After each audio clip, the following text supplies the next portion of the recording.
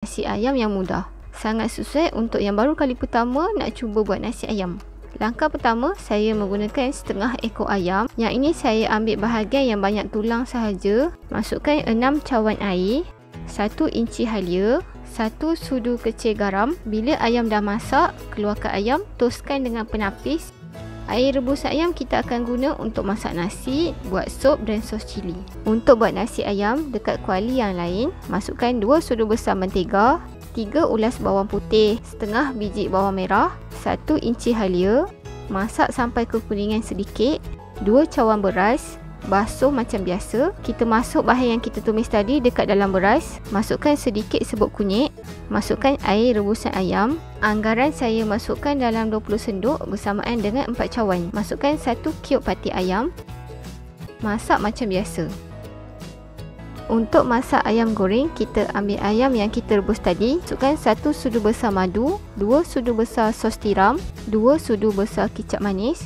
Perap ayam selama 30 minit. Bila dah nampak macam coklat-coklat hitam, boleh angkat.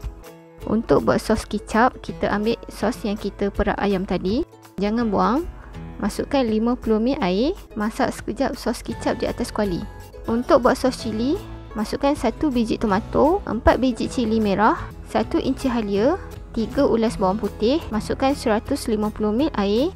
Blend bagi sebati. Masukkan sedikit minyak untuk menumis. Masukkan bahan-bahan yang kita blend tadi.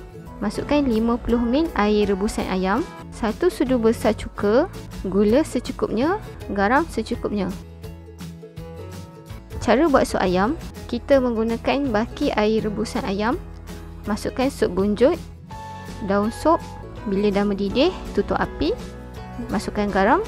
Masukkan gula secukupnya. Cara hias nasi ayam, nasi kita tekan-tekan bagi padat dalam mangkuk untuk dapatkan bentuk. Susun salad, 2 keping irisan tomato. Sos kicap tadi dengan sos cili kita letak dalam mangkuk kecil. Sup boleh hiaskan dengan bawang goreng. Okey, dah siap.